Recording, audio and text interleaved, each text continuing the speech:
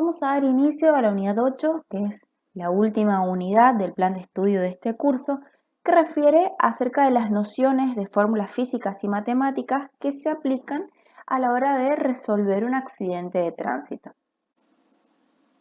donde es fundamental que hablemos acerca de las huellas de desaceleración o huellas de frenada y los cálculos que van a surgir a partir de estas. Las huellas de frenada son señales dejadas sobre el pavimento debido al bloqueo de las ruedas.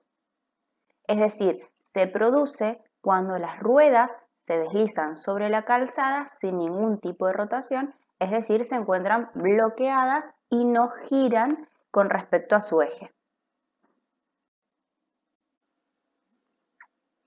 Es necesario remarcar en este punto que debido a que las huellas de los neumáticos son marcas perecederas que pueden desaparecer rápidamente por inclemencias del tiempo, tráfico, etc., es muy posible que, si ha transcurrido un cierto tiempo desde la ocurrencia del hecho hasta que el investigador realiza la inspección, éstas hayan desaparecido, siendo los diferentes atestados e informes instruidos por quienes llegan primero al lugar de los hechos, los que proporcionan los datos necesarios acerca del tipo y descripción de huellas, para lo cual deberá interpretarlas correctamente. Entonces, se hace necesario registrar durante la recolección de datos y en los diagramas, croquis o planos toda la información posible de las huellas y sus características, la llanta o elemento a la que corresponde cada huella, la longitud, la trayectoria, el ancho. Entonces, en el siguiente cuadro se muestra un esquema de la clasificación de las huellas producidas por los neumáticos.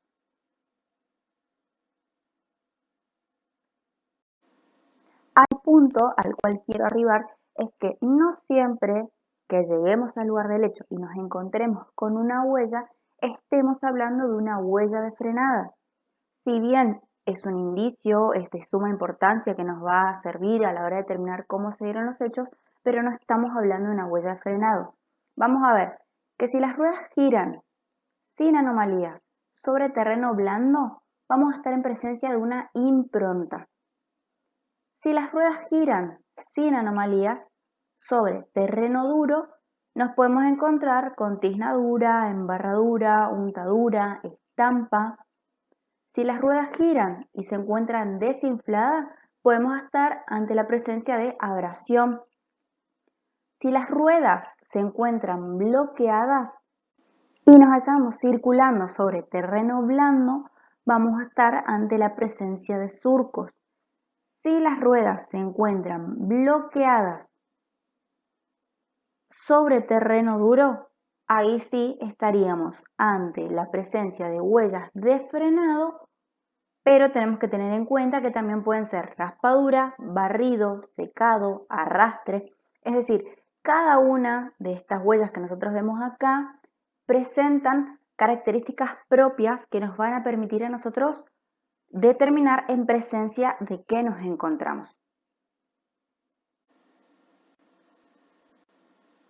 Veamos estas dos imágenes principales, la que aparece acá y la que observamos acá. Volvamos a la primera. En este caso nos encontramos ante la presencia de huellas de frenada. Vamos a ver que al inicio son más tenues y se van haciendo más oscuras al final. Esto es debido al desgaste del caucho, es decir, las ruedas van circulando, de repente se bloquean, el caucho en esta parte comienza a tomar calor producto de esa fricción y va produciendo el desprendimiento del caucho sobre la calzada. Por eso es que esta es una de las características de las huellas de frenada. Son más tenues al principio y se van haciendo más oscuras al final de las huellas. Otra característica de las huellas de frenada son que presentan surcos o estrías longitudinales. ¿Sí? Esto que vemos acá. Estas estrías o estos espacios en blanco son productos de las acanaladuras de las ruedas y lo que vemos en negro son producto de los tacos. ¿sí? Pero esa es otra de las características que nos va a permitir a nosotros determinar que estamos en presencia de una huella de frenada. En la siguiente imagen vemos al inicio de las huellas residuos, ¿sí? Una gran cantidad de caucho y vemos que son más oscuras las huellas al principio y que luego se van haciendo más tenues. No presentan claramente las estrías longitudinales como veíamos en la imagen anterior. Entonces, esto que nosotros vemos acá son huellas de aceleración, ¿sí? ¿Cuáles son las características? Estos residuos, acúmulo de caucho, y vemos que son más oscuras al principio y más tenues al final. Esto nada más es a modo de ejemplo para que ustedes vean que no siempre que lleguemos al lugar del hecho nos vamos a encontrar con huellas de frenada. Y es muy importante que sepan diferenciar los diferentes tipos de huellas porque es lo que nos va a llevar después a reconstruir el hecho, como así también la longitud y todas estas características que nosotros vemos es de fundamental importancia para luego poder llevar todo esto y aplicarlo en fórmulas que nos van a llevar a determinar, por ejemplo, velocidad de circulación. Pasemos entonces a hablar ahora acerca de las fórmulas que se van a utilizar a la hora de determinar la velocidad de circulación. Pero no quiero dejar de recalcar, porque es de suma importancia, que en el lugar del hecho se tomen la correcta medida de la huella de frenada. Eso es el elemento principal que nos va a llevar a determinar la velocidad a la que circulaba el vehículo. Tenemos que tener en cuenta también que siempre se toma la longitud de la huella más larga, ni de la que mejor se ve ni de la más corta. La más larga es la huella que se va a medir en el lugar del hecho y que luego se va a aplicar en la fórmula. Entonces, la fórmula que se utiliza para determinar la velocidad de circulación es la siguiente. Raíz cuadrada de 2 por mu por x, o también lo van a encontrar a x con la letra d, por k. Antes de explicar todos los coeficientes que vemos dentro de la fórmula, voy a pasar a demostrar de dónde proviene.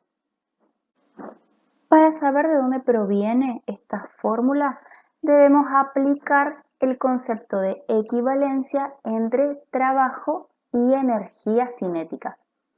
Vamos a definir a la energía cinética como la energía que posee un cuerpo debido a su movimiento. Y de trabajo podemos decir que es la fuerza que se aplica sobre un cuerpo para desplazarlo de un punto a otro. A la energía cinética la representamos con la letra E mayúscula, C minúscula, y al trabajo lo representamos con la letra W. Entonces, ¿qué decíamos? Que es la equivalencia de la energía cinética y del trabajo. A su vez, a la energía cinética se la representa con un medio de la masa por la velocidad al cuadrado. Esto que nosotros vemos dentro del círculo rojo es lo mismo que la energía cinética, es su fórmula. En cuanto al trabajo, lo podemos representar o podemos decir que es lo mismo que decir fuerza por X, que es la distancia. ¿Sí? Entonces, lo que vemos abajo, un medio de la masa por la velocidad al cuadrado, es la energía cinética. Lo que vemos F por X es lo mismo que el trabajo, ¿sí? Nada más que representado de otra manera. Esta fuerza que nosotros vemos en color amarillo es la fuerza que interviene, es decir, es la fuerza de rozamiento que existe entre el neumático y la calzada.